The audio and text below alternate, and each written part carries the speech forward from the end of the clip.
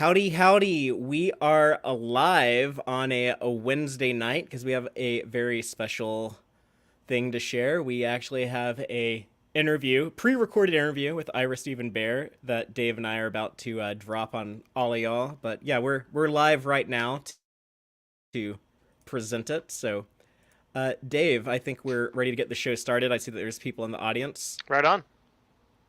I'm Fathery, This is Dave. and this is Tex-Trek.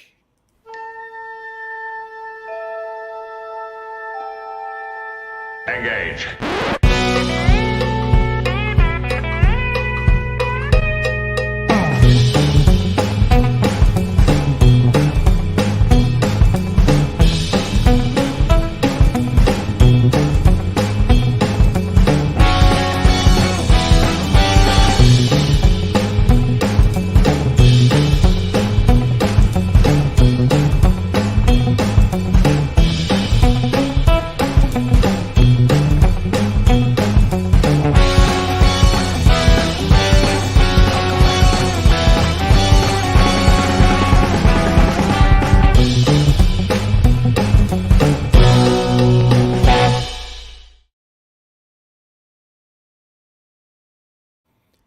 So, welcome back aboard the Starship Texas for a supplemental episode of the Tex-Trek podcast.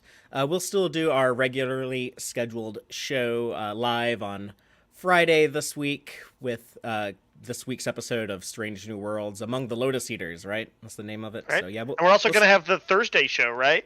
yeah, and the Thursday roundtable that's exclusive to YouTube, where we have Rachel and the crew with some first reactions. Not sure who's going to be there this week, but I'm sure we'll have some lively conversations. So, a lot going on this week with Tex-Trek. Also, I was doing some video game streaming. I was playing the Prodigy game Supernova. Hashtag save Star Trek Prodigy, by the way. I was about to ask, is there anything relevant with Prodigy going on, Father? Yeah. So I played 2.5 hours of the game. I completed 4 of the 12 missions, which is Nice. about the amount I had played previously when I started the game but never finished it. So whatever I do now, it'll be like new and fresh, and Nice. I'll have to like get back on there and play some more. But yeah, in the meantime, though, we have this really fun, really awesome interview with Ira Steven Behr, which to me was just a treasure to get to sit down and talk to him. People who follow the show, you all know how much Deep Space Nine means to me. Show I grew up on. I remember there was a time, believe it or not, I was the only person I knew who cared about DS9, who liked it, who loved it. Well, that's why it was so notable during the What We Left Behind documentary. Did I say the name right? Yes, the doc is what we left behind. The What We Left episode is Behind. what you leave behind. Right. That they would read like excerpts from like, message boards and some mail they got that was like that hateration that got poured on it all over the place in the 90s. But yeah, this was kind of like a real sort of ultimate capper to, as you described it, Fathery, our journey to from watching Deep Space Nine, which basically dates back to what, year one of Tex-Trek? Is that right? Is that when we started at least watching It it? was about like a year in. Yeah, about like a year into the show, we start. Well, no, because we did that first, the first episode when we were doing our series of where we looked at like the first episodes Right. of every show. And we so, also yeah. watched some for our Mirror Universe theory or like focus episodes, and even for like a Halloween little thematic that we did for an episode. So I, who had not experienced any DS9 at all, other than maybe the premiere back in the You 90s, got the crash fucking course. I got a crash course, and then eventually I was like, oh, I guess I ought to just watch the whole show. We made a big thing out of it. Took a few years, and whenever we would get a break between new episodes of Discovery or Picard or whatever, we'd cover it, and it was an amazing time. Really, some of the best Trek I've ever seen, easily. And we watched the documentary, and so this is like the culmination with Ira. There was one issue for me, not with Ira in any way, but I had technical difficulties on the day of one of the most heartbreaking things that's actually ever happened. It happens to every podcaster from time to And time. so, Father E, you conducted the interview with great courage on your own, taking the questions we had both worked on, and we wanted to try and throw some different stuff at him, and obviously we're going to ask him some things that you've heard before, but Ira's such an interesting and knowledgeable, and he's opinionated in a good way, personality. You got to have that to be a showrunner, I'm sure. That Yeah, what I saw was great. I'm happy it came off, even if I couldn't be there for it.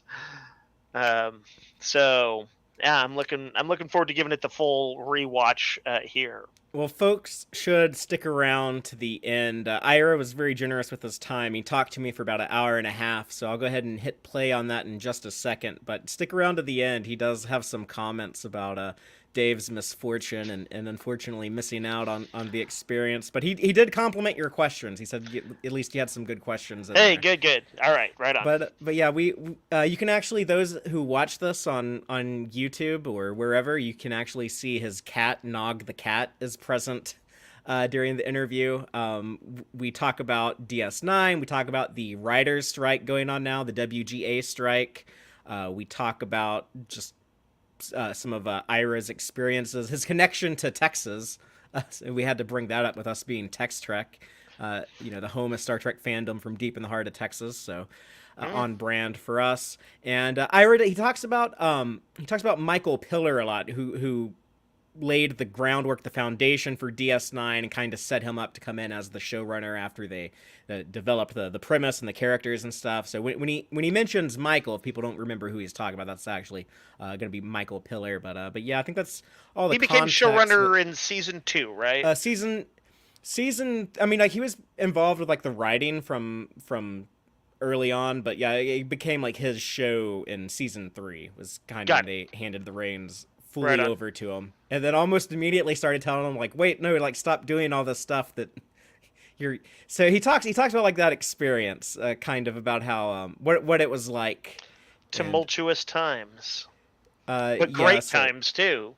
I'm excited though to share this with all y'all. This is just like the full thing, uncut, uncensored. Here it is, the one and only Ira Steven Behr.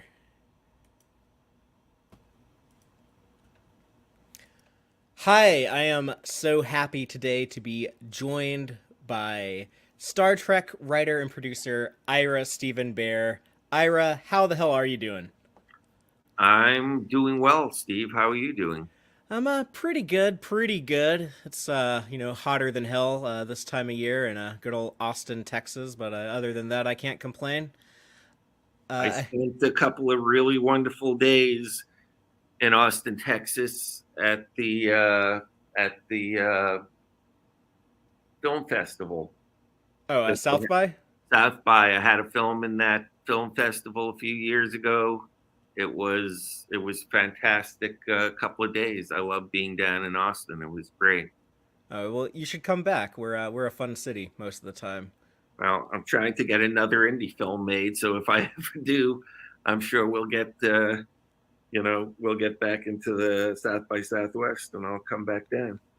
Oh, cool. Well, I'd like to ask you about that in a second, but let me just start off by asking about kind of your relationship with Star Trek. I know you're most well known for the work you did on Deep Space Nine, and you had a little experience on TNG before that. But I guess your earliest experience with Star Trek would have just been when the original series was on the air back in the day, and that was something that I've heard you talk about.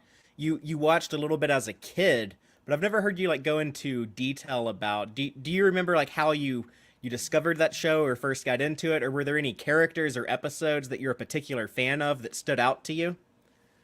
Yeah, I remember it quite well. My sister, who's a couple of years older than I am, has always been, especially when I was younger, a tremendous influence, especially in terms of books and music. I mean, she had me listening to Dylan way before, I should have been listening to Dylan. I mean, if, so and she was a science fiction fan. She read a lot of science fiction, and so I read a lot of science fiction at the time growing up. She was, she had those pirated paperbacks of the Lord of the Ring trilogy that were printed up in the U.S. before it was, Ballantine Books came out with the official edition. So I read the Lord of the Rings, in those Ace pirated edition volumes. So she wanted to watch Star Trek, so I watched Star Trek, and that became a thing that we did every week. And as I recall, most of my buddies were not into it. I don't remember really having friends who were into Star Trek as much as they were into other shows of the time. But yeah, and I remember Charlie X. That was the one, which was a very early episode that had a big influence on me. And I tried to get Robert Walker Jr., who I knew vaguely from Malibu when we lived in Malibu, and he had a store out there. And I wanted him to recreate the role in Deep Space Nine, but he hadn't acted for a while and wasn't interested. So, yeah, we watched it, and I remember hating the third season and being disappointed with the third season, and my sister being disappointed and wondering what happened and why the show wasn't as good as it had been in the first two seasons. So that's what I remember about Star Trek.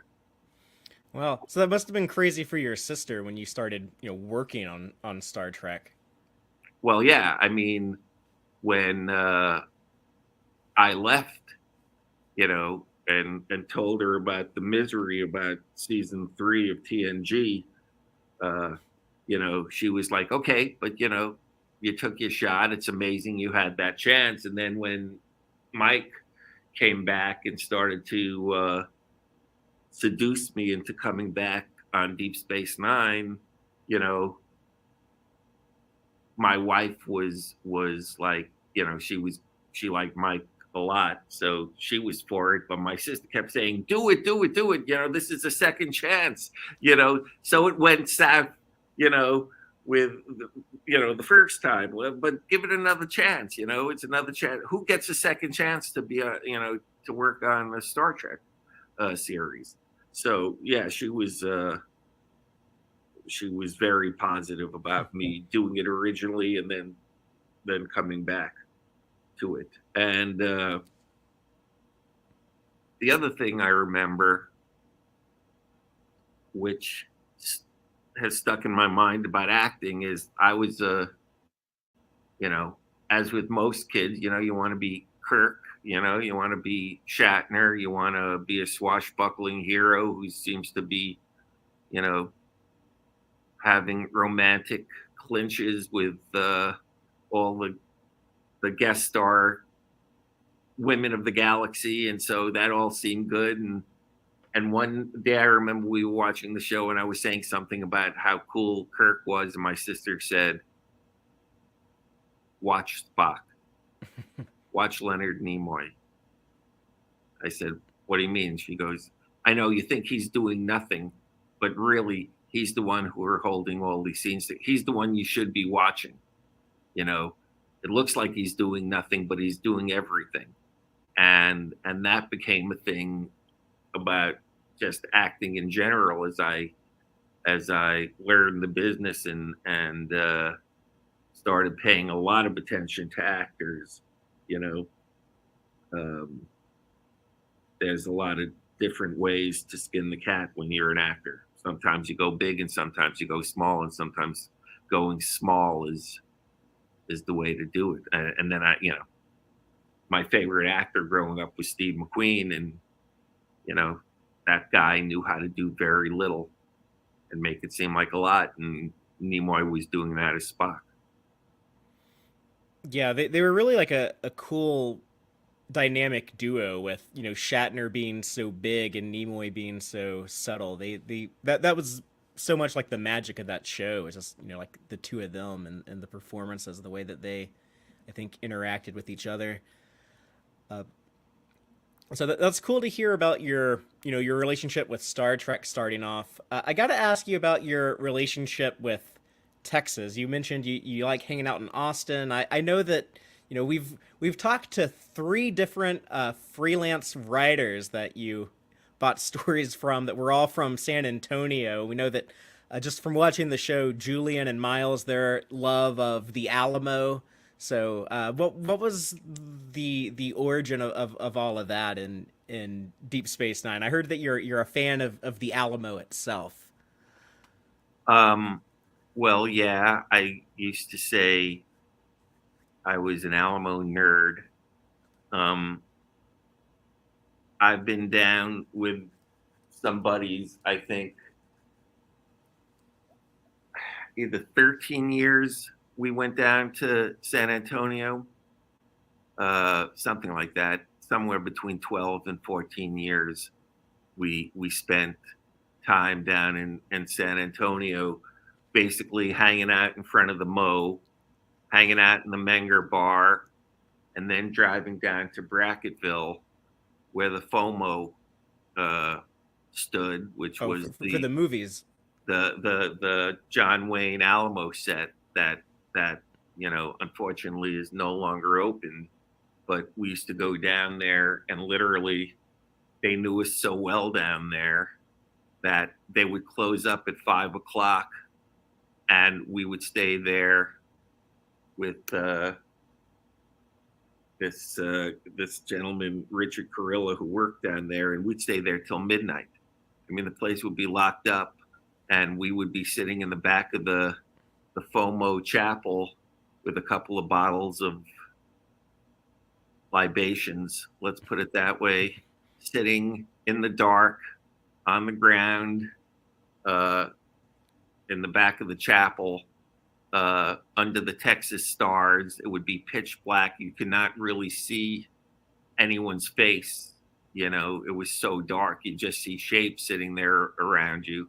And we would talk into the night, just take sips and talk. And when guys can't see each other because it's so dark, conversations get really interesting. It's like people let their guards down. Guys supposedly don't talk about their feelings and don't talk about shit, but be in the pitch blackness of a Texas night, in absolute quiet, except for maybe the noise of cattle, because there were cattle on the property. It was a cattle ranch, also, and it was a nice vacation to get away from things, and just hanging out at the Mo in San Antonio and seeing all these people come up to get their picture taken in front of the Mo. People still in their wedding dresses and their tuxedos. Seems like they went straight from the wedding to get their picture taken in front of the Mo. And you go, why? Why are you doing that? We'd ask. Why do you need to get your picture taken in front of the Alamo? And it's like, they never really had a good answer. It was just something that they had to do.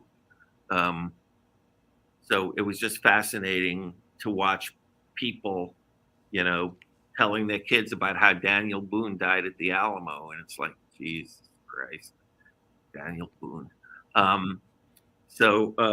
Yeah, I like the Mo because the fact is that the more you know about it, the less you know about it. Everything, it's a total freaking mystery. You can say it was a heroic last stand. You can say it was a ridiculous bunch of guys who were so inept at what they were doing that they got stuck in a place that had no real military value, and then handled that so badly that they, and got themselves killed. I mean, there's a lot of different ways to look at it, and I just think it's an interesting subject, much like the Battle of Little Bighorn, Custer's Last Stand. Another thing that gets talked about endlessly, that the more you read about it, the less you know. But I will say that, in the middle of downtown San Antonio, there's this chapel, I mean, it's a tiny, tiny portion of what it was back in 1836. I mean, most of it is gone. Texas did not take care of its so-called shrine. They turned it into business establishments. They treated it like dog shit. And so the Alamo finally wound up just being this tiny little chapel, and part of the long barracks, because of misuse by the people of Texas, who supposedly loved the Alamo, but didn't really treat it all that well. But if you sit there at night, and you let your imagination run wild, you can forget about the city that surrounds it. You can forget about the noise and whatever. And it's a place where something happened. Something definitely happened there. And it has a kind of strange and magical quality if you can tune into it. So, and it's endlessly fascinating because it's endlessly mysterious. We don't know. We theorize, we write about it, we talk about it, but ultimately, no one knows. And I think that's really interesting. Well, to kind of tie that into Deep Space Nine, like one of the things that I've experienced there, visiting the Alamo, you see this old building, and like the history of it, like, okay, this was built by the Spanish, and then it belonged to the Mexicans, and then the Texans took over San Antonio, then the Mexican army came back and reclaimed it, and it's kind of like changing hands all over the place. So you kind of, there's like the structure there, but there's this history of changing back and forth, and that was kind of something that Deep Space Nine inherited, just such a unique and weird Star Trek show. Everything's always set on these Federation starships, and it's all clean and nice and advanced looking, and then here's this weird old Cardassian space station that was used for Bajoran slave labor, and then it became this Federation outpost, and then it becomes this important location during the war. It even undergoes Dominion occupation. It's kind of that same thing of changing back and forth. I almost feel like like Cisco, like leaving the baseball on the station as a message to Dukat that he's coming back. That's almost kind of like, oh, the Texans have taken the Alamo. Ben Milam went over there and took over, and then now here comes Santa Ana to get reclaim it and get it back. It's just kind of that same, I guess, like that fortress in war and going back and forth and stuff. That same vibe I saw in Deep Space Nine. I think even before y'all started really talking about the Alamo on the show a lot, I noticed at some point as a kid watching, because I watched in the original run in the 90s, I was like the Alamo keeps coming up on this show. What's up with that? Well, yeah, I mean, I never really talked it over with Mike or Rick about the that aspect of it. Certainly Mike never mentioned the Alamo to me. And then when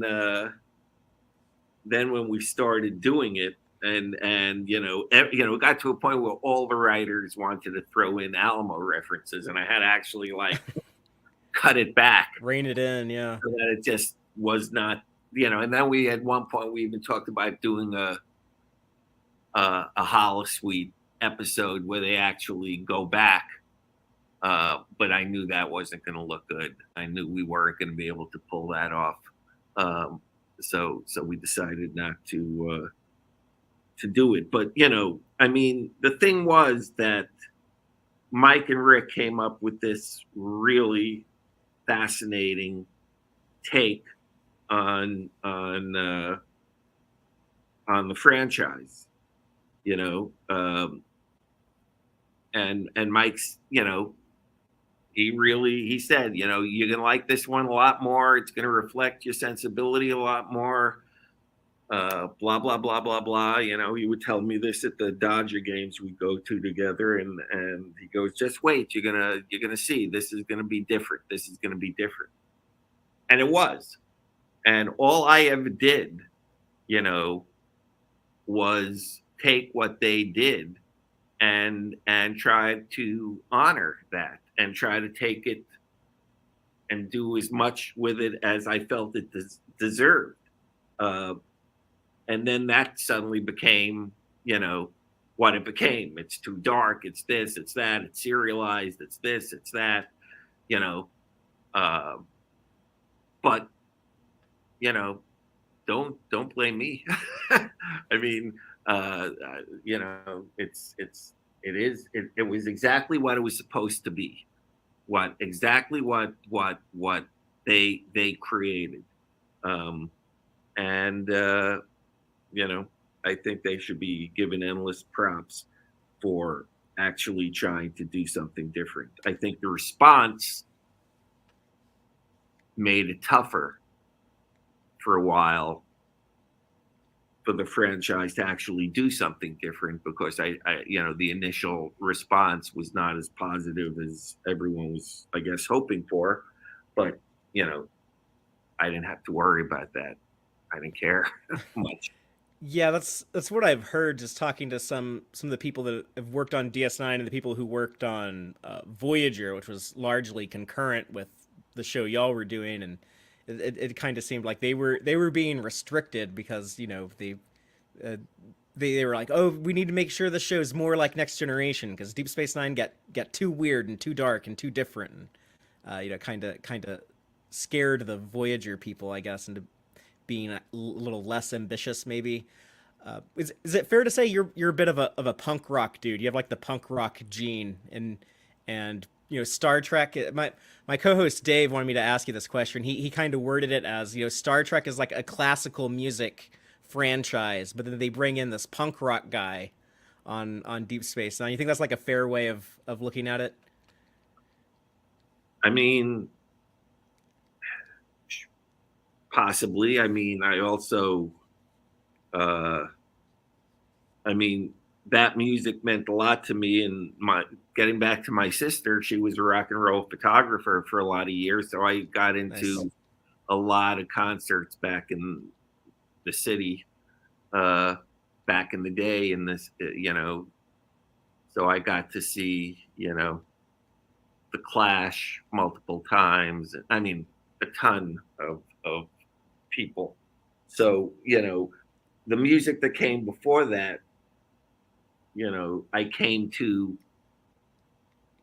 because I was younger, you know, that was music that was either influenced by, again, my sister or people, older kids that I knew.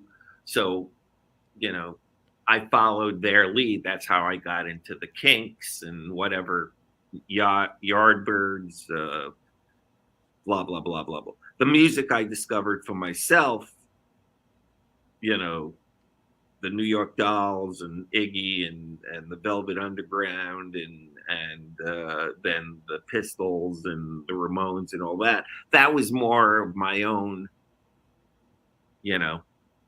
I didn't need to be guided to them. I discovered those on my own, so that did have a big impact on me. But you know, I also, you know, what I at the time what I said was Deep Space Nine was a novel for television. That's what I felt it was a novel. I have 5,000 books in the next room, and you know, so that's what my sensibility was like. And so to me, every episode was a chapter of a novel. Again, I never felt like that with TNG, but then again, Deep Space Nine, Mike and Rick created this thing, all these different elements. It was right there. I mean, it was right there. All you had to do was follow the yellow brick road. And the fact that then the very people who created that road were questioning whether we should go down that road was a little bit ironic and at times annoying. To me anyway.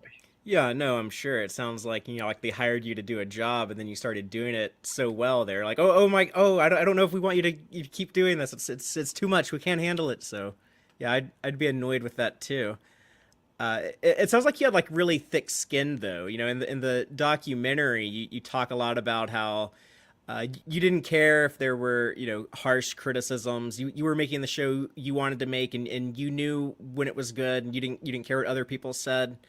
You also say in the documentary that you wanted the actors and maybe like some of the other talent who worked on the show to get the much deserved recognition, the props that they needed to get all along, but I guess were denied. I feel like we're at the point now where Deep Space Nine has kind of earned the respect in the fan base. It's not uncommon, for people to be like, oh yeah, that's the best show, that's my favorite show. I hear that all the time now, but we certainly didn't hear that back in the day.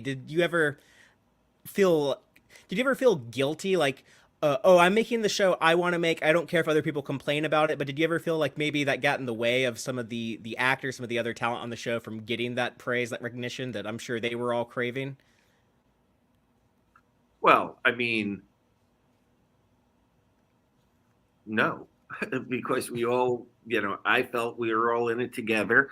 They were Sure. doing really good work. We were giving them most of the time, not all the time, God knows, but a lot of the time we were giving them good material, enabling them to do good work. Um, so, the problem did not, I never felt the problem was us or them. I felt the problem was always one of perception. I felt the problem was more of a fan problem, which is understandable. Fans, it is like a drug. Fans are not looking for the shock of the new. They want the same shit over and over again. They want recognizable stuff that makes them go, that gives them that hit through the main line. They want that, you know, they want that injection that's going to give them bliss. They don't want to suddenly go, well, that's different. That's something else. Is that exactly what that's not what I was expecting, or I didn't think that. They want repetition, and repetition can be death, creative death. And there was other Star Trek shows on, so who gave a shit? I mean, come on. If you don't like it, watch Voyager. If you don't like it, watch TNG. If you don't like it, watch the movies. So what? But in terms of thick skin, I mean, no one wants. I mean, I was extremely shocked and disappointed at the time. At the time, especially at the beginning, I just was like, it was really like jumping into a really, really, really icy bath and suddenly going, wow, so this is what it is. It's people are not looking for the next thing. They're looking for the same thing, Mm-hmm. and I experienced that on TNG in season 3 when they were still bitching about Picard and those people, and that they weren't Kirk and Spock and McCoy. So fans, I love them, but they don't drive the bus. They can get on the bus or they can get off the bus, but they don't drive the bus. Well, just to tell you a little bit about my own experience in the fandom and kind of where I came into Star Trek and how I grew up with it, I got really into the franchise in the early 90s when I was a kid, and like really like around like 94 is when I really started watching, every episode every week. I think the first Deep Space Nine episode that I started, when I started watching every week, I'm not going to miss any. It was I think Tribunal is the name of it, but the one where O'Brien is on trial with the Oh Cardassians. yeah, Near the end of season 2, yeah, yeah. and then like right after that they meet the Dominion, and then I was there for everything with season 3 going forward, and for me at the time it was my favorite show, and I would go to Star Trek conventions and I would talk about Deep Space Nine, and a lot of times I would talk to older fans and they kind of thought I was, weird for like, oh, why do you like Deep Space Nine so much? You should like the original series and Next Generation are the real Star Treks. And I felt like because I was younger and I guess more naive, I didn't know that I wasn't supposed to love Deep Space Nine, so that never hit with me, and it was weird to me when I felt like I was the cool outsider. Like, man, y'all are all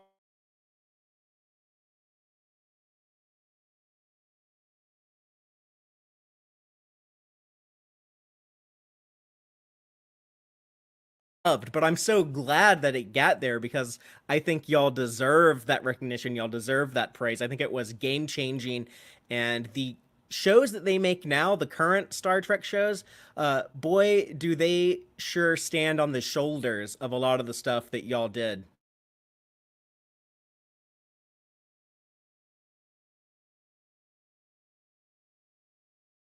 You know,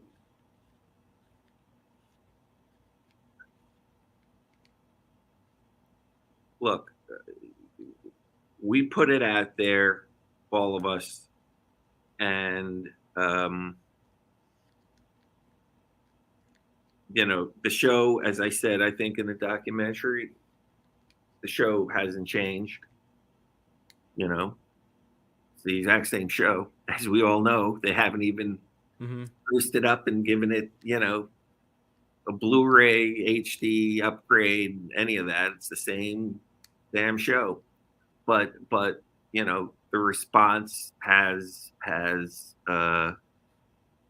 changed, and that's a good thing. I mean, personally, Steve, the thing that and I just said this to someone on the line the other week. To me, I'm not really that interested in being compared to other Star Trek shows. I mean, that if I are we better than Voyager? Not better than Voyager? Are we better than Discovery? Who cares? I mean, that what I want to know is how do we fare against like other TV shows? You know, are we are we good, or are we just this this dopey franchise that a bunch of severely uh, uh, intense fans love? You know, um, so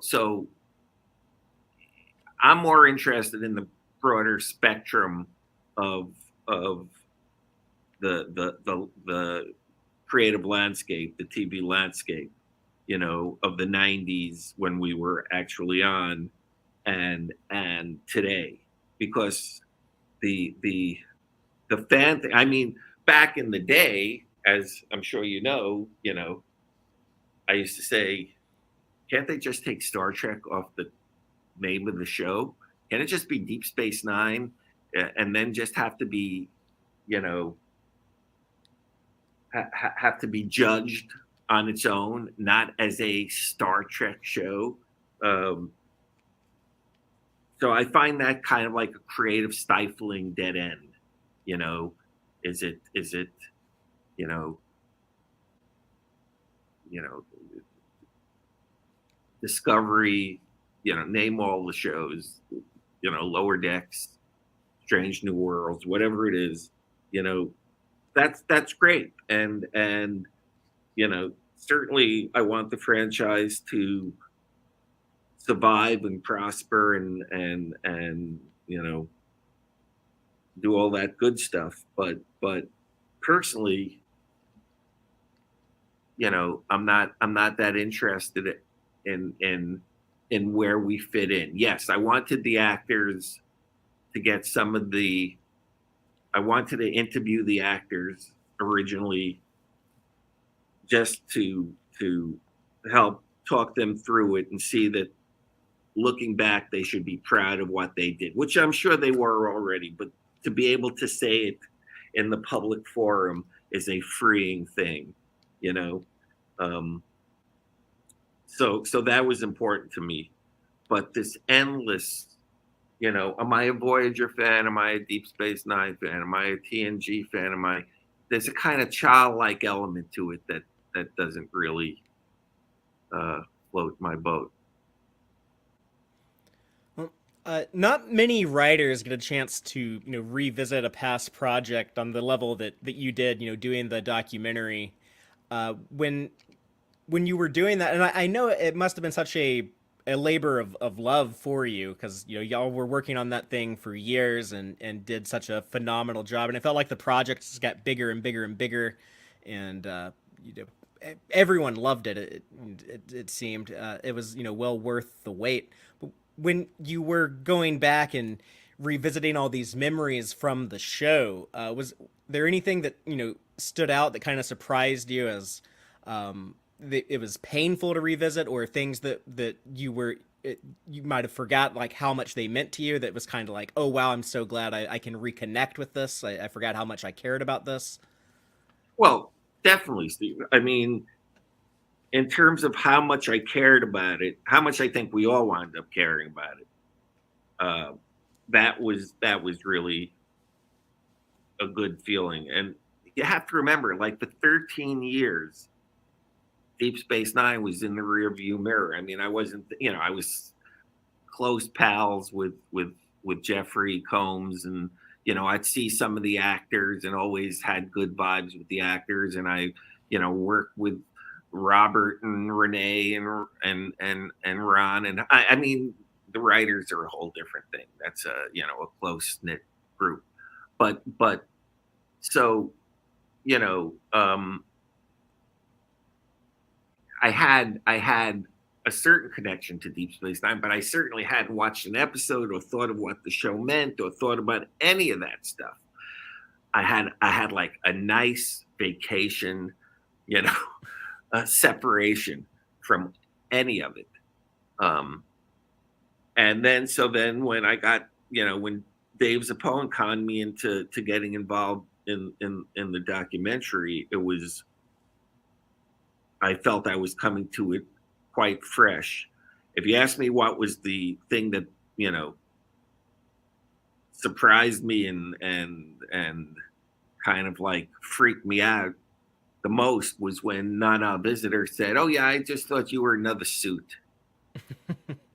When you came down to this, I thought you were another suit, and it was like, right. Oh my God, failure! What a failure I am. And I think, you know, that's the thing I learned, that, you know, and it's easy to talk in hindsight, because at the time we were doing 26 a year, right? 26 episodes. And I was a very busy human being, as were all of us. But, you know, the one thing I wish I could have done then that I've done with so many other shows since then is I wish I could have spent more time down on the set. I wish I could have spent more time interacting with the actors, not to get their approval or not to have to explain to them or argue them. I knew we were doing shit that at the time, you know, confused them and you know, took their characters in places that they didn't think they would go. I understand all that. But I just wish the line of communication was open more, and that I could have been more of a presence in their lives, in a way, in their creative lives at that time.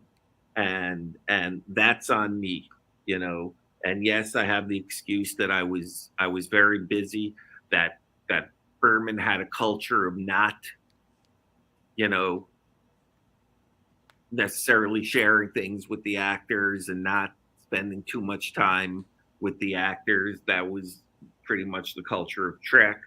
And also, you know, just simple things that, you know, our offices were across the lot, so it took time to get down there and back, when you're also breaking stories and writing every day, breaking stories every day, production meetings every day. But that's the thing, that how much the actors did not understand so much of the things that were being thrown at them, and were having to just kind of scramble.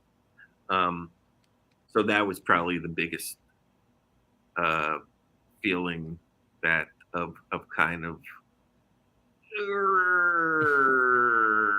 I wish I had a chance to do that over again, and be a little more open, a little more transparent. But like I said in the documentary about Ducat, the fact that we try to give their characters so many, we try to grow everyone's character changed over the years, you know, deepened, got better, got more interesting, got more multifaceted. And to me, that's writers telling actors that we love them. Because if you don't like an actor, you don't write for them. Right. You write around them. So I thought, man, they're going to understand that. They're going to know we love them. and that we value them, because look at what we're trying to do with them. Whether we succeed or fail, you have to see that we're trying. But, that's bullshit. That's writers just getting into their own heads. And I wish I could have spent more time. That's the thing I learned the most from doing the doc all those years. Mark Alamo has kind of that famous reaction in the documentary. And a few years ago, I talked to Brian Wolf, and he mentioned how when he saw that clip, how he lost his mind. Like, oh my God, how did he not know that we liked him? Like, we wrote all those stories for him. But oh, you mean Robert Wolf? Or sorry, Robert Wolf. Yeah. Yeah, I mean, Alamo Mark is a very, specific case. In that, yes, he's an actor who definitely needed, I wouldn't call it reassurance, but needed that kind of positive feedback that he felt he wasn't getting, though God knows, again, he was given so many good episodes and so many good storylines and was, beloved. Certainly he was beloved by the fans when we were doing it. I mean, now it's Garrick, but at the time it was Gul Dukat. And I think it shows the sophistication now of the fans that they appreciate Garrick. That's a good sign. But yeah, Alamo, definitely needed some stroking that he didn't get. And if I had to do all over again, I would have stroked Mark Alamo. How do you like that? Well, I hope that he hears that. We'll have to get this to him. Yeah. What you were just saying about Garrick. So recently, my co-host Dave and I did a series on DS9 where I was watching it for, I would say, the 47th time. I've watched and rewatched the show just an insane amount of times because that's who I am. He was watching it all for the first time without any previous history with it. And one of the things that he really clicked with Cisco and Jake's relationship, Kira's character, but the biggest thing I think for him was Garrick. He loved Garrick. Anytime there was a Garrick episode, he was excited to talk about it. And he was so nervous in season 7 because he didn't know. He's like, oh, Garrick seems like he's one of the people who might be a little bit more expendable, So he was worried. He was relieved when we watched the finale and was like, oh, Garrick survived the show. So he was very happy to see that. But talking about, working with the actors, I was on the Star Trek cruise with you just back in February. And one of the things. Hello? I didn't. Every time I tried to find you somewhere, I would show up at a bar. People would be like, Ira was just here. You missed it. And it kind of became like a joke. I never got the chance to. I wanted to show you my hat. I have actually the back of my cap. It says the Davy Crockett quote, you may all go to hell and I'll go to Texas. I bought this at the Alamo gift shop. I wear it every day just because I'm weird like that. But I just wanted you to be like, hey, Ira, look at my cool Alamo hat. But I'm glad I'm talking to you now. That would have gotten a reaction from me. I would have, we would have definitely had a drink or two if you were wearing that hat. Yeah. We would have talked about the Mo quite a bit. I would love to have had. I mean, I had fun on that cruise. I mean, I got, Jeff and I really had a lot of fun with the actors on that cruise because I hadn't seen them because of COVID and hadn't seen them much. So I really enjoyed, and the fans were just really cool. I mean, I've had really good experience with fans at conventions, but the fans on the cruise were, I guess because it was so long, 7 days, they didn't feel that need like they do at a convention. Like if they get you, they only have a couple of seconds and what. Right. Everyone was just way more chill. So that was good. But if I had seen the Alamo hat, we would have.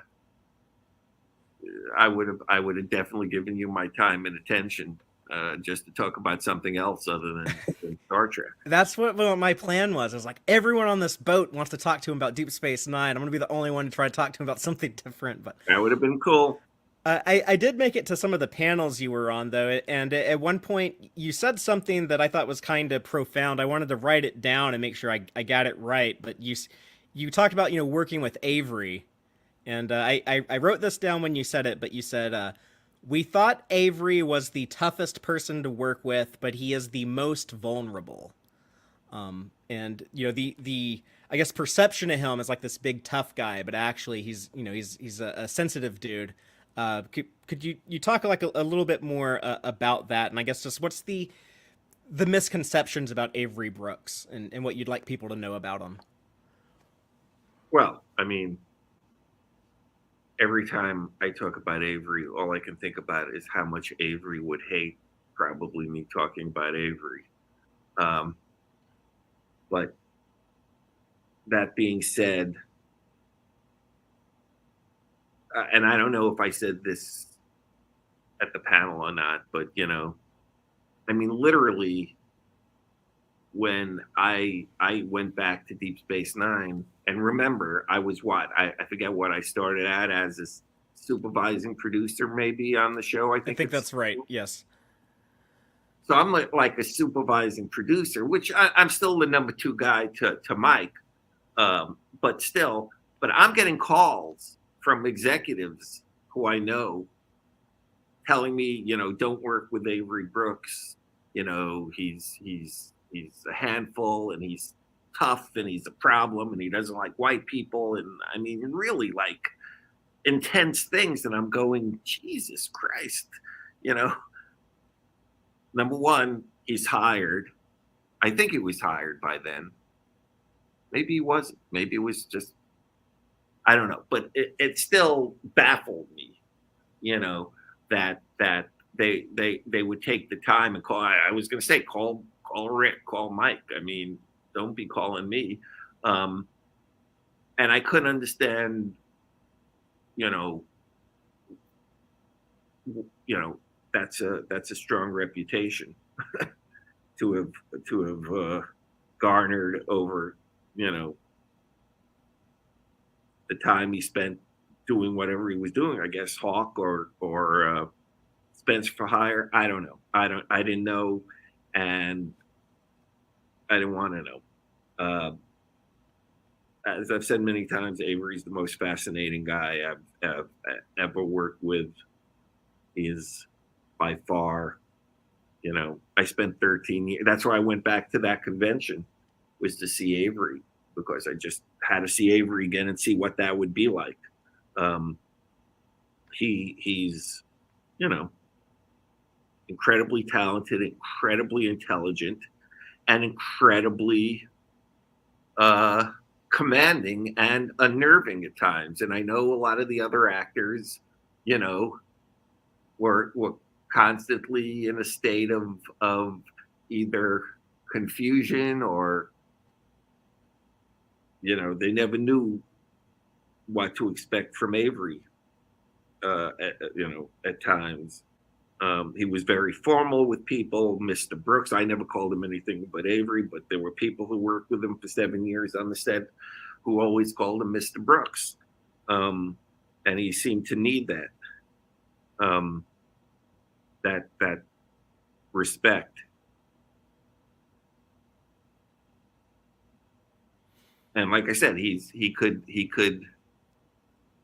intimidating, but I mean, there's just no doubt in my mind that all of that is the facade that he puts up, that he has to put up. And I know that's what it is, because he's just so incredibly sensitive. when we talked when he was a director and when I really got to work with him, and he'd talk over people and he'd talk over character, and he'd have these,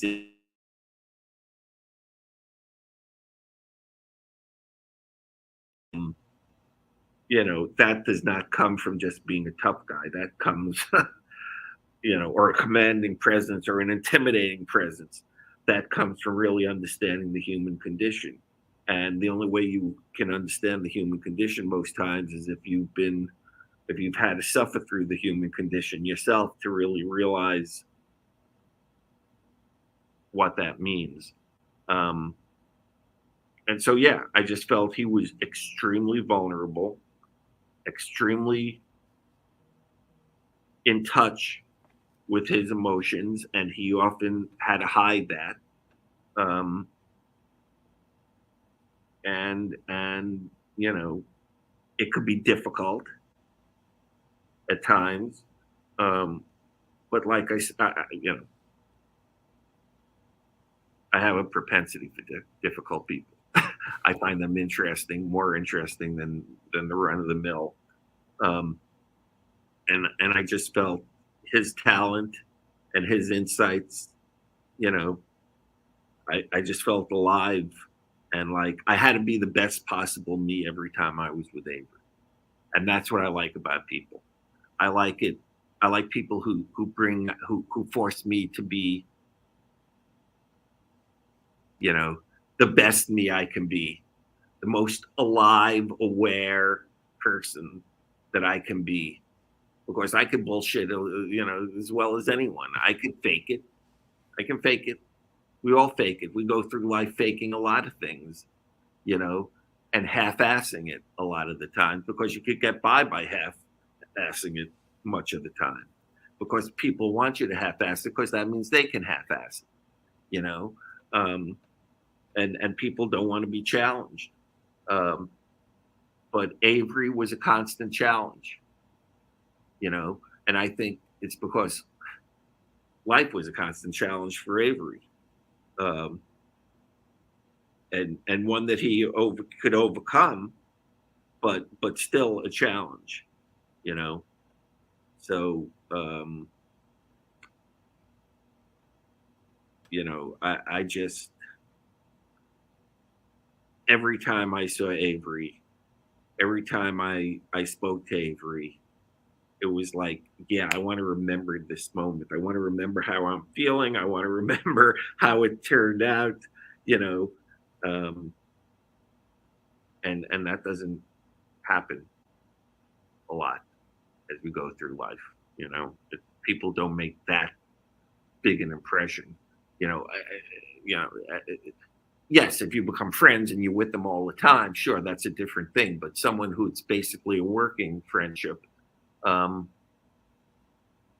it was one of a kind, and I just hope that he's doing well and happy and okay. Well, yeah, that sounds really special. And one thing that was made really clear in the documentary from several people brought it up. I think Jeffrey Combs, Casey Biggs, Nana, but they all talked about like how brilliant of a director he was when he was behind the camera. Yeah, I mean,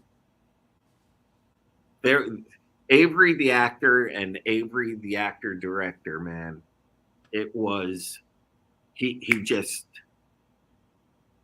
popped when he was directing. I mean, you could feel like he felt like he was using his talents. He had a chance to really use his talents more, more involved. And the discussions were always interesting, not always easy. That's it was always there was always could be an underlying tension at times.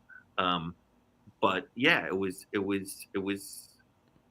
fascinating to work with him. He would call me up a lot. I'd get home and Avery had called, and I had to call Avery, and we discussed the day's work and what was coming up and just stuff. And it was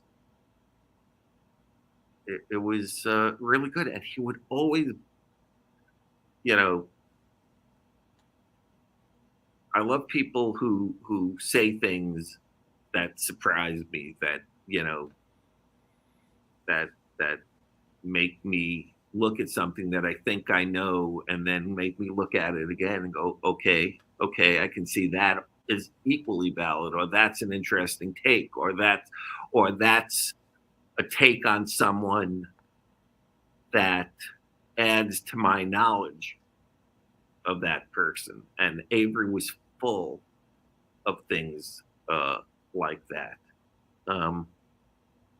And then there was the Avery, as I've told the story, that when we finally got the okay to let him have his look back, you know, the bald head and the Right. goat, and I'm coming down the stairs from Rick's office, and I'm like, yes, took 3 goddamn years. I can't believe it took 3 goddamn years, but we finally did it. We finally got it. And I'm going down those stairs to tell the writers, and who's coming up the stairs but Avery? And it's like, Avery, man, we did it. You could blah, blah, blah. And he went, okay, good. And walked right by. And it was like, Oh, wow. Oh, wow.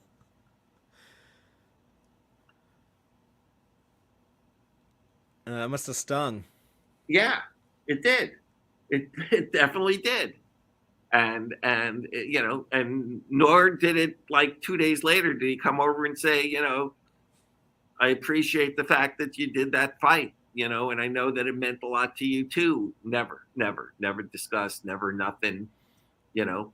But okay, on a certain level, you know, that would dignify that struggle in a way he felt it didn't need to be dignified, you know, because it should have been that way from the beginning. And the fact that we had to do all that is almost beneath contempt, you know, for him. All he was asking was to feel comfortable in his own skin, and you know, as number one on the call sheet, that's what you want from the person who is number one on your call sheet. You want them to come into work, you know, feeling good, not going, you know, this isn't me. This isn't, you know, how I choose to be viewed. So yeah, I get it. But at the time, you're goddamn right. It was a bit deflating. Let's put it that way. It's you know, years later when I talk about it, it's still like, wow, you know, that was a moment. Well, let me change the subject then and ask you about the character Vic Fontaine, who was introduced, you know, later towards the end of the show, but he kind of quickly grew to be a large character in the last couple of seasons. Was there kind of a conscious effort on, you know, behalf of the writers to kind of give Deep Space Nine its own, I don't know, like Troy or Guinan on TNG, but kind of have like that therapist type character, or even like, you know, like the bartending oracle, like, you know, Quark's a great bartender, but probably not like the best guy to go to for advice about like your personal life or something. But yeah, was that something like you felt like the show was missing, or what was the story behind that? Well, this is going to seem like a you know, a diversion from the question, but it really isn't. And we can take the long way around if we need to. When I was doing Fame, the TV show Fame, I had this idea of, you know, I spend my life hanging out. You know, that's what I do. I do that very well. I hung out at the Mo, you know, I hung out at the Menger Bar. You know, we hung out at the pizza place in the Bronx growing up. We hung out at the schoolyard, you know, places where you feel comfortable, where you can kind of sort of relax and interact with people in a positive way. And as the show and as the Dominion War started to heat up and the things that were facing the characters in the show became more extreme with Fame, we just wanted the kids to have a place to hang out. So I came up with this place Lou's Lanes, a bowling alley, where the kids, instead of having to sing songs in the fucking hallway of the school, why don't we have a little stage at this bar, and he lets the kids, entertain every now and then, and that's where they hang out. So in order to get them money for them to bowl and to have their sandwiches and sodas, let them have a little place to entertain. I mean, we hung out at a pizza joint. This was a bowling alley. So I felt that the characters, and it was great. We had a great character. Dick Miller played Lou, and Dick's was a great character actor and was in past tense. He played Vin in past tense. And I loved all his movies with Corman. So it gave us this interesting kind of real New York feel to have that guy there. So it gave us a lot of things on Fame. So here we are at Deep Space Nine. We're doing the Dominion is more of a problem. So we first came up with Vic Fontaine, or the character of Vic Fontaine, I think in season 5, maybe even in season 4, but I think it was in season 5. Did he show up in 6 or 7? Well, he started showing up in 6, and then he's in 7 a lot. Well, it might have been in season 4 we first came up with the idea. At that point, it was going to be Frank Sinatra Jr., and he was going to play Frank Sinatra Jr., and the whole thing was that in the 24th century, Frank Sinatra Jr. was a bigger star than Frank Sinatra, so, which was, I know, a weird thing to. I think Junior did not. That's the part that Junior didn't dig, probably. But anyway, Junior decided he wanted to be an alien and not play a singer, so he didn't do it. So then we forgot about it. And then we tried to do it again, and we wrote it into a script, or maybe Renee wrote it into a script, I think in season 5, and we still didn't know who we could get to do it. So I just said, okay, let's forget it again. So I know we took 2 stabs at it. So I know it seems like it came late in the series, but we had been talking about him earlier than that.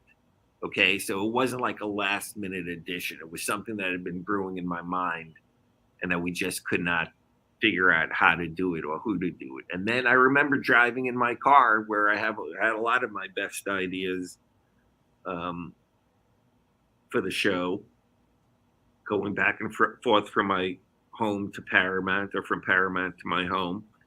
I suddenly realized, holy shit, we're getting close to the end.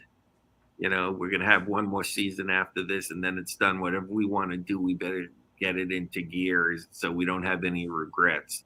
And it's like, fuck it, we're going to do Vic Fontaine. And at the time, it was supposed to be a one-off in season 4 and in season 5. It was just going to be a 1-episode thing, just a cool thing for but then I decided, no, we're going to get this guy and we're going to bring him back, and he's going to be the place where people could go to just kind of cool out and relax and forget, not everyone felt the way to relax was to go get killed in the Battle of the Alamo. We needed something a little more relaxing than that. Right. And also who could give advice. I thought it was funny with Worf and Dax to have someone who could talk about relationships and blah, blah, blah. So that's how it all came about. And then it became, it kind of teed up with the Odo-Kira relationship. And then it became, okay, that's how we'll bring Vic in. Vic is going to be the one to get Odo and Kira together. We just have to buckle down and actually find who the hell to play it. And that became a whole thing, and just when I thought, we're going to have to hire an actor and pretend they're a singer rather than a singer who can also act, I ran into Jimmy.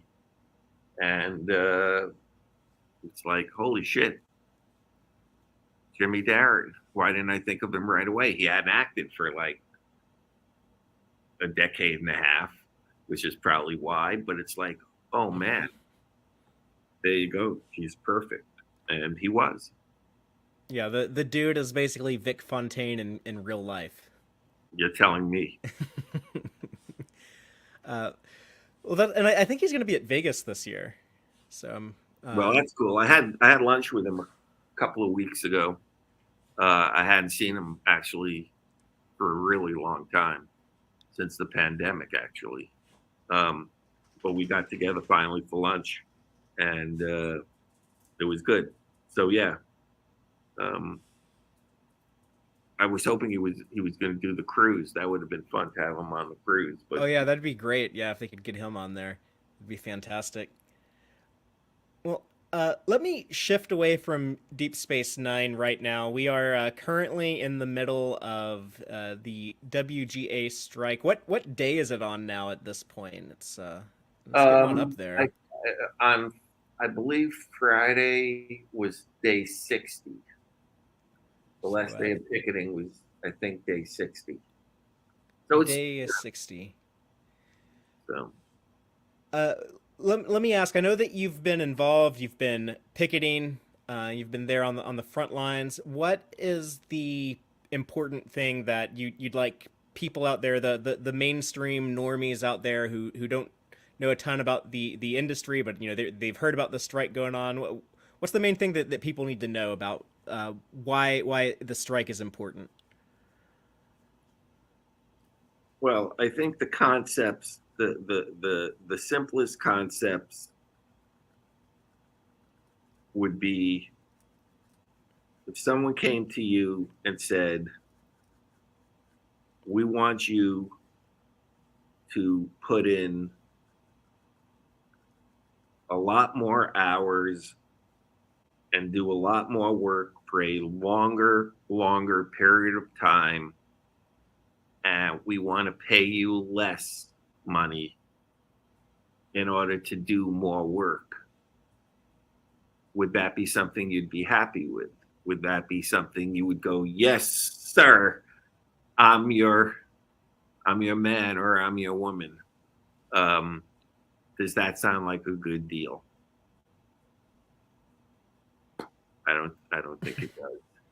And that's basically what they're doing. Also, if you were, you know, new to the business that you were in, and you wanted to, and you are making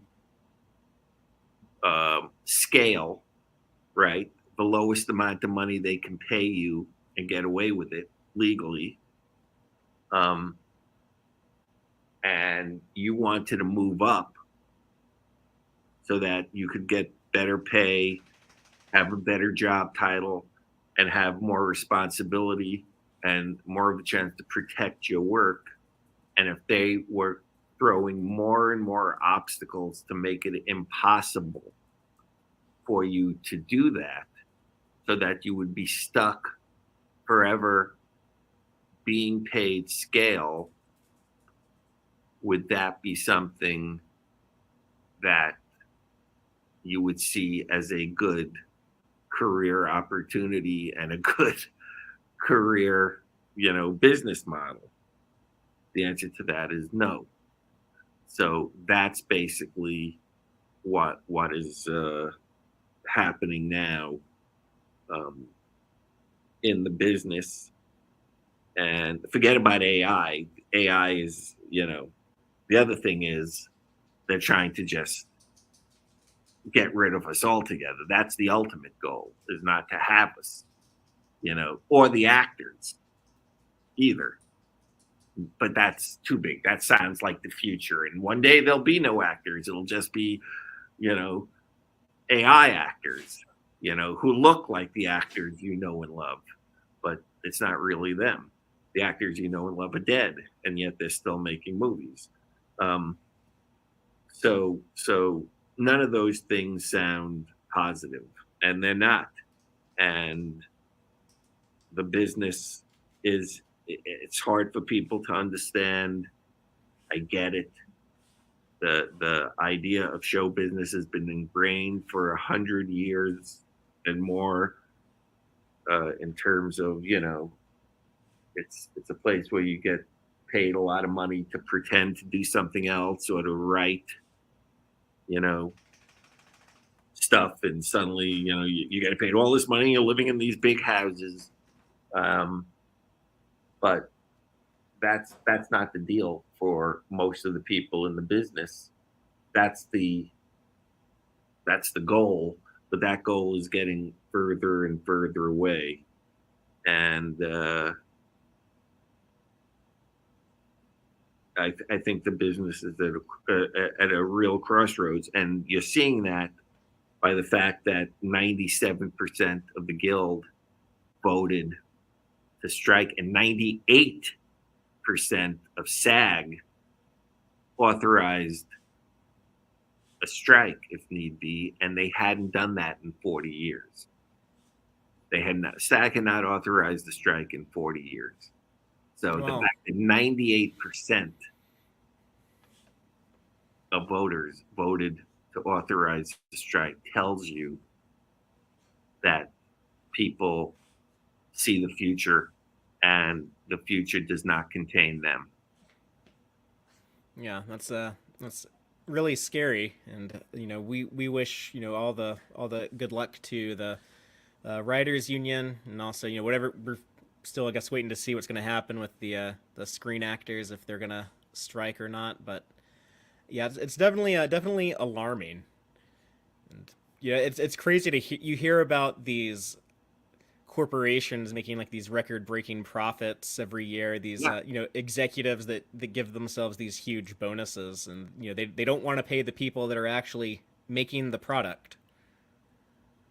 Yeah, there's a big disconnect, as everyone knows, and it's been happening for years, but it's really gotten intense. The people who run the business are totally separate from the business now. They don't really understand the business or really care about the business, which sounds less Machiavellian and diabolical than it really is. But that's just the facts, Jack. And, we are, entertainment, television, movies. It is a product, but it's not a car. It's not a refrigerator. It's not a computer. It's not a cell phone. It's a different type of product, and it involves a different way of creation, and that they seem uninterested in accepting, and that's a problem, not just for us, but for everyone who loves entertainment, and who loves there's bad stuff happening in publishing as well, but that's not our problem at the moment. The problem is, what is the future of the writer in Hollywood, and is there a future for the writer in Hollywood? Is there a future for the actor in Hollywood? And even though they don't want to even pretend to admit it, is there a future for the director in Hollywood, or at least for the people who are in the Directors Guild? If I was a UPM or an AD, a second or third AD, I'd be awfully worried. They accepted a contract that is not exactly looking towards the future.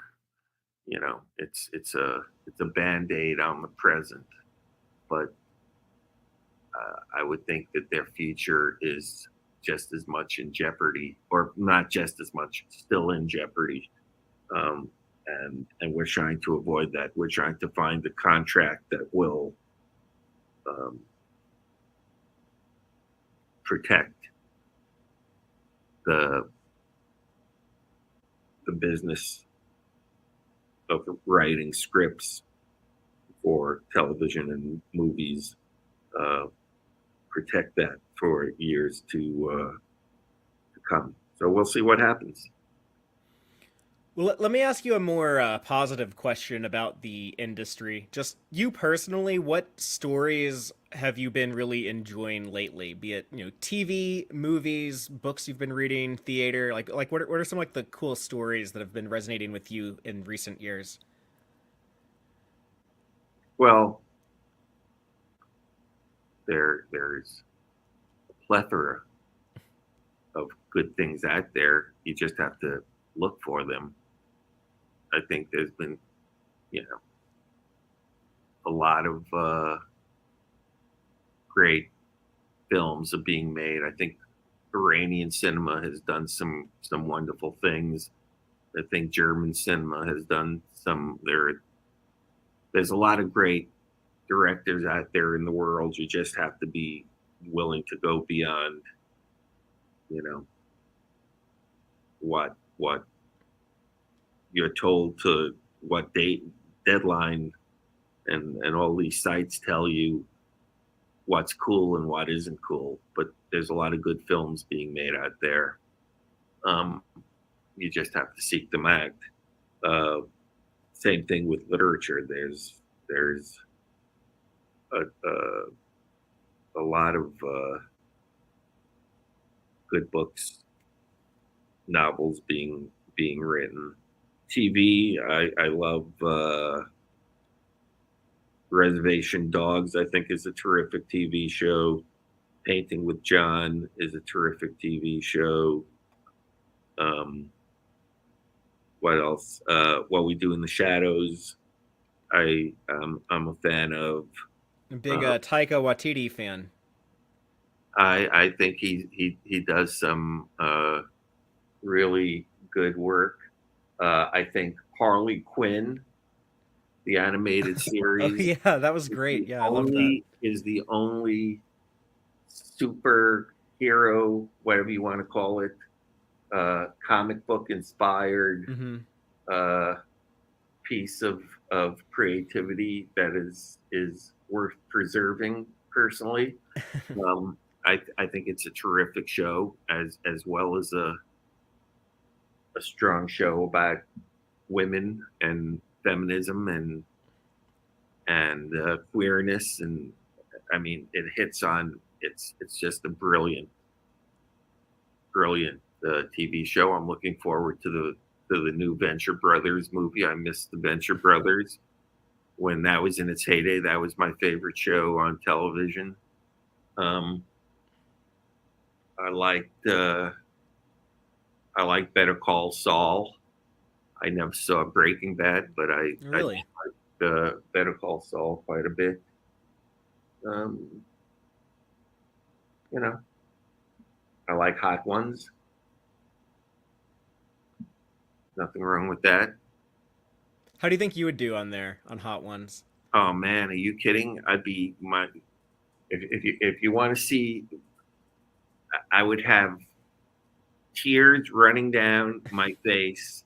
I would have snot pouring out of my nose. I would be like, the sweat would be pouring down out of my forehead, my ears, my neck. Um, but yeah, I mean, the bomb, Beyond Insanity, that would be a dangerous. I don't know what I would be doing. I guess if you gave me enough Gaviscon or Tums just to keep popping those, have two of those, then a wing, then three of those, then a wing, then four of those, and then a wing. Uh, I do have. I have been using like I forget what it's called, what the name of it is, but one of their hot sauces, which is about a 3. I could do a 3 without a problem. I could probably get to 5. Okay, the back end would fucking kill me. Mm. The back end would kill me. Oh, I love spicy hot wings. I'm a spicy food eater. Let me ask you. You mentioned before there's an independent film you were hoping to do something with. Is there a script in mind that you have, or something that Oh you're yeah, trying yeah, to? yeah, yeah, yeah, yeah, yeah. The same people. I produced a film a few years ago called Lucky with Harry Dean Stanton and David Lynch and Jimmy Mm-hmm. Darren and so the same team that did that, except this new film is a film that I wrote.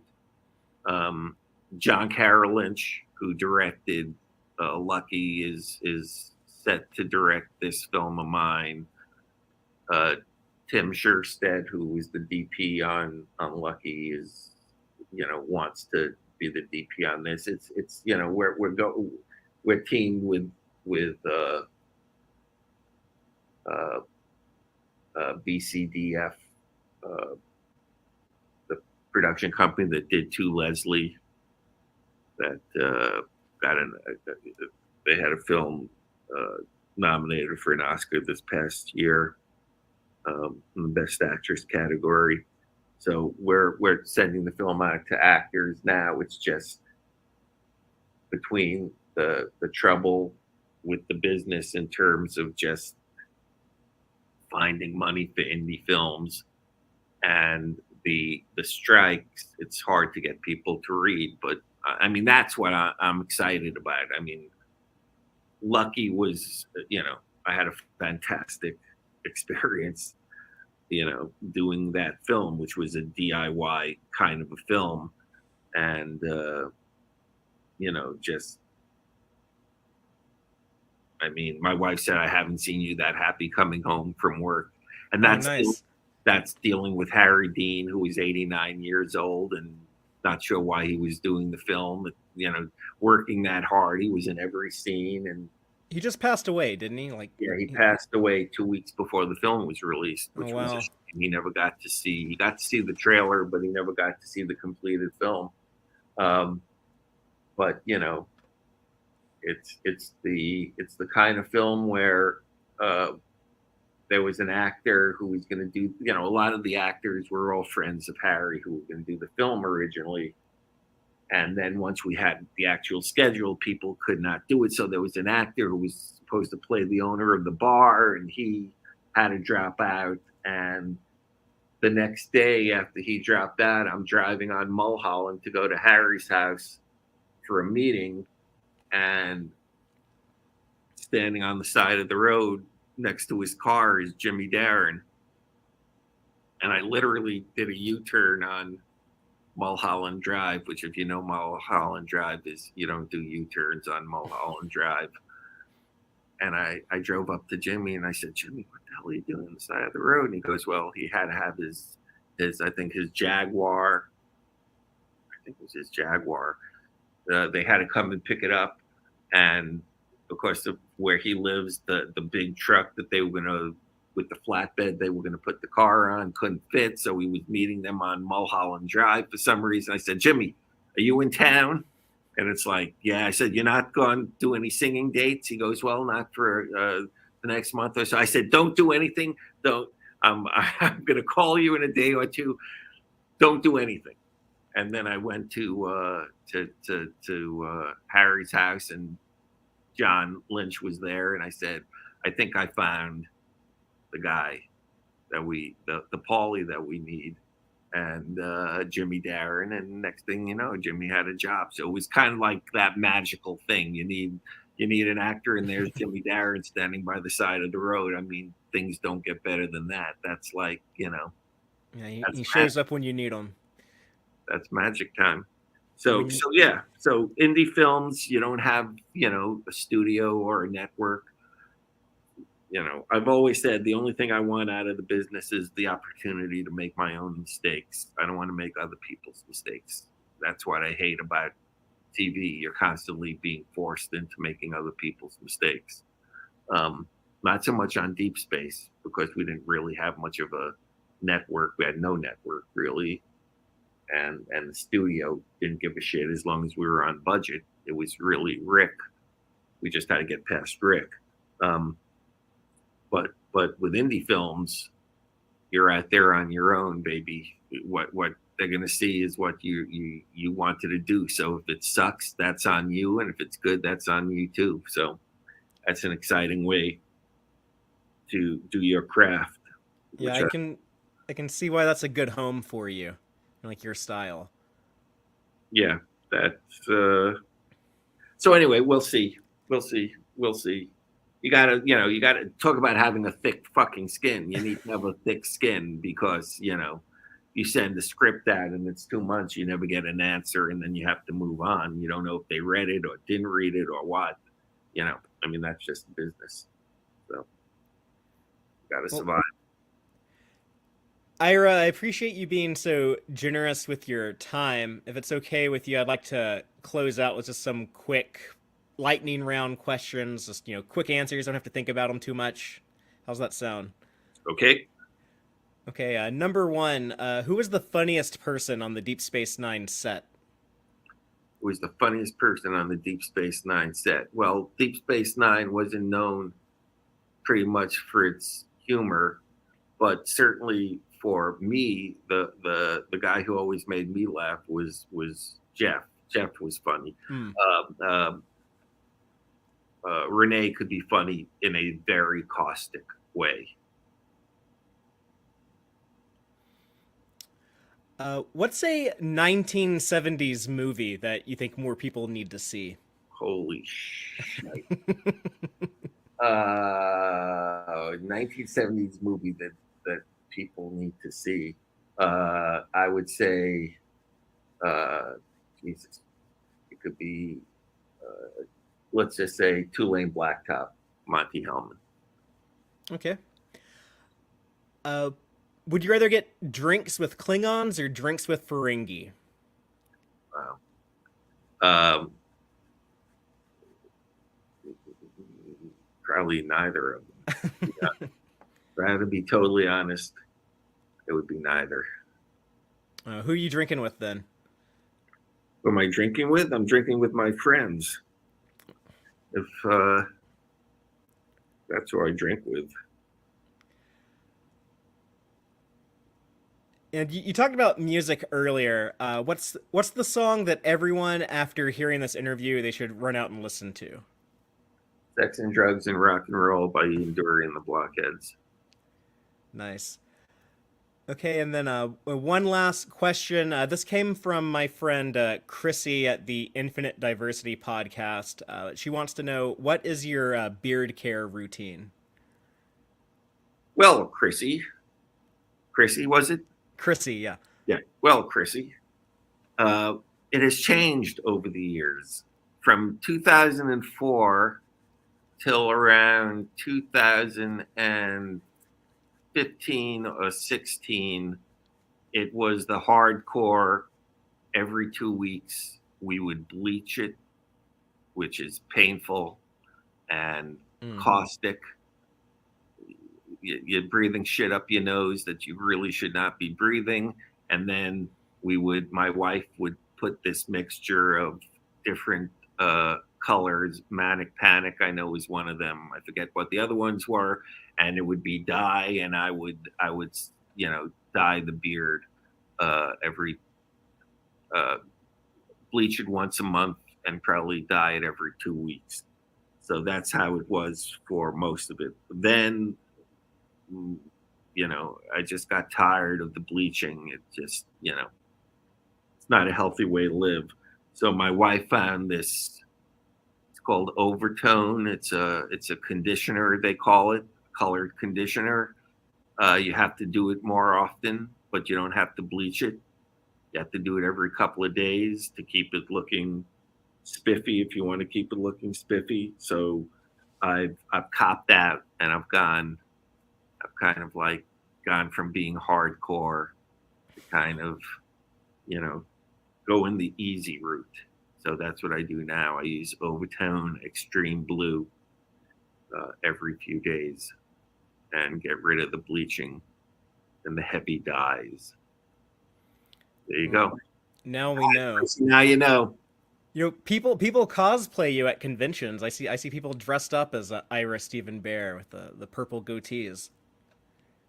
Well, I have seen that on one or two occasions. Especially the one I enjoyed the best was when I saw Nana. I saw this guy cosplaying me, and I saw Nana, and Nana started to cross. She didn't see me, but she started to cross over to the guy to say hello, and her husband grabbed her by the arm and pulled her back and had to tell her that it wasn't me. So I thought that was pretty funny.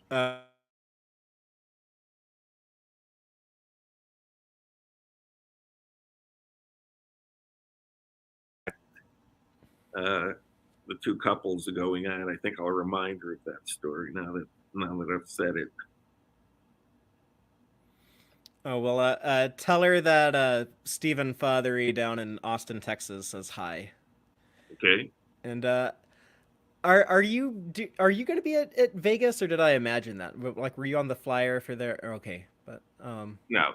They number one, I could not do it this year. I wasn't invited, basically.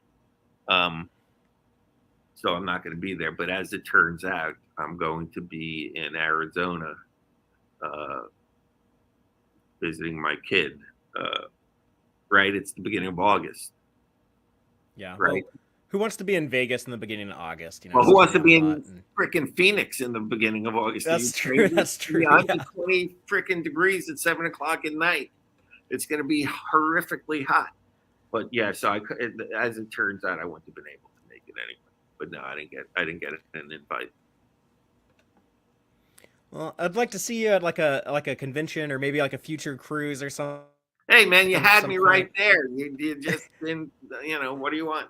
You kept avoiding me. You kept every time I showed up, everyone was like, "Oh man, Ira was just here 5 minutes ago. You barely missed him." So, but yeah, I'd like to buy you a drink, and we could talk about like John Wayne westerns or something. I don't know. Be fun. Be a fun time. But look, I appreciate. Have you been to the IMAX? Did you see the Alamo, The Price of Freedom at the IMAX theater in San Antonio? No, I didn't. I did not see. I think they did a showing of like that same thing though at the Bob Bullock Museum here in Austin. If they did that, I saw that. But because that's how Casey Biggs got the job on Deep Space Nine, because he played Travis. Oh yeah, he was in that. Yeah. That's how he got the job. He came in for a 2-line thing, and I recognized him immediately. And I said, man, if this guy can read these 2 lines, he's going to he's going to be surprised what's going to happen beyond those 2 lines. And sure enough, Well, I can tell you just from my experience when Dave and I were covering DS9 on our show, the big thing like a lot of people in our audience kept bringing up was how much they love the character Damar. So I hope Casey knows that his character is pretty well liked these days. Yeah, Rene Echeverria said in the documentary, he said that was the biggest success, that guy came in and did 2 lines. Wound up having a storyline as interesting as the one that he had.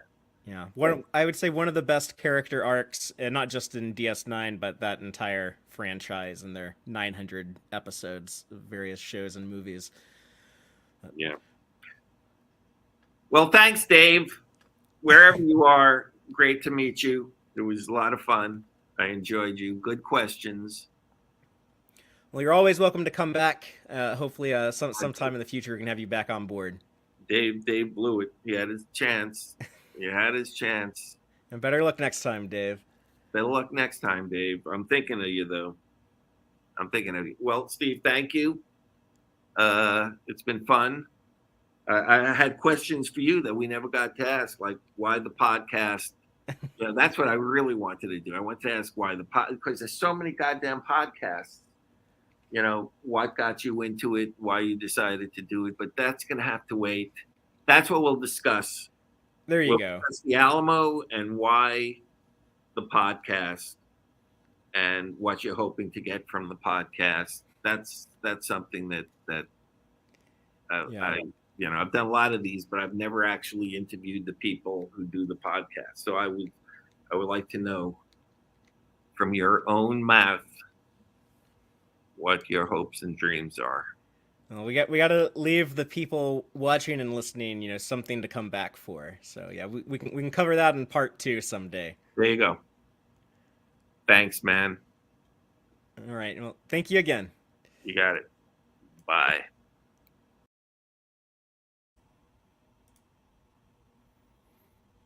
Okay, and we are back. But yeah, that was really great, really fun. Thank you so much, Ira, for visiting with us and telling me I blew it. talking Actually, shit about Dave. I love it. Honestly, I love Ira's personality, and he's got chutzpah, man. It's like, it's great. I wouldn't have it any other way. Yeah, great dude, cool cat. If people want that part 2 interview, I guess Ira asking me questions, let us know. Make some noise. But speaking of things people can make noise about, hashtag save Star Trek Prodigy. Let's find that show a home. Those kids had to suffer through so much to make it back to Federation space. They went from life in slavery to finally making it to the Federation utopia, and then their adventures are paused. They're suspended. They're arrested until we find a home for them. So who was the big bad? It wasn't the Overseer. The Diviner. The Diviner. Yeah, like if you don't act to help the kids at Prodigy, you're basically siding with the Diviner. That's who you've allied with. That's who you are. Yeah, don't break be away from him. Cot. Yeah, that's right. Be a what did Janeway make them? Acting warrant or officers. Oh yeah, be like that little Cation kitten rebelling, bust the claws out, throw off the shackles, and let's get that show saved. And Joe in the live audience says Paramount and the Diviner are in cat boots, so that's nice. But... a deep cut for the fans. I love it. Yeah, thank you everyone who tuned in to check this out live. We really wanted to share it with everyone, especially now, with him talking about the WGA strike. We wanted to get that out there while it was still relevant. And there's some insightful things in there. Some of the things he was talking about, with Mark Alamo and Avery Brooks, and what it was like working with them. And I saw some people in the audience mention it sounds like his sister is a really cool person. Yeah, he has a cool sister. And helped drive him and, give him the influences to later find his own influences and stuff. I mean, that's great. And we'll have this out on the podcast platforms at some point. So whoever is listening to this in the future, hi, you're welcome. And please come back. Those of y'all that are checking us out live tonight on Wednesday, come back tomorrow because we're going to be live on Thursday. There's a new episode of Star Trek Strange New Worlds dropping in just a matter of hours. We're going to have a fun roundtable group discussing it tomorrow. And I think, Father, it's safe to say this part is built into the premise that it keys off of at least a mention of something from the Cage, the original TOS episode, The Cage. Yeah, no, I think they're promoting this as the return to Rigel 7 episode. Yep. So, where Pike fought the Kalar. Long before Kalar was Worf's baby mama, there was a Kalar that battled Jeffrey Hunter. And he and the ship's doctor, he was angsting about it. The ship's doctor had to come talk to him. So there's some through line stuff from that. Yeah, an away mission so traumatic it made Captain Pike consider a life in sex trafficking or whatever Orion slave traders are doing with their line of business. But okay, that was a choice. But yeah, so we'll the 60s, man. We'll have the live roundtable first reactions on Thursday night tomorrow, and then Friday Dave and I with the typical weekly live show, and we'll have that deep dive discussion out on the podcast platforms as well. And of course, more Strange New Worlds to discuss throughout the year, and then Lower Decks and maybe Prodigy at some point. Hopefully, we'll find out. Hashtag save Star Trek Prodigy. But in my heart, I have to believe it can be saved. Yeah, I think it can. Sign the petitions, y'all. Make a lot of noise. It's not too, we don't actually have to get out on picket lines for this one, but we can make our voice heard online. That's phase 2 of the plan, but we'll see if it comes. If I can pull it off, I'll do it. But yeah, fun stuff ahead. And until next time, as always, bam. Live long and prosper, y'all. Listen to the Tex-Trek podcast through Apple Podcasts, Google Podcasts, Spotify, or at tex-trek.com. Like us on Facebook at facebook.com/tex-trek. And follow Fathery on Twitter at TXTrek. Please support us by liking our videos and subscribing to our channel on YouTube. Thank you and take care.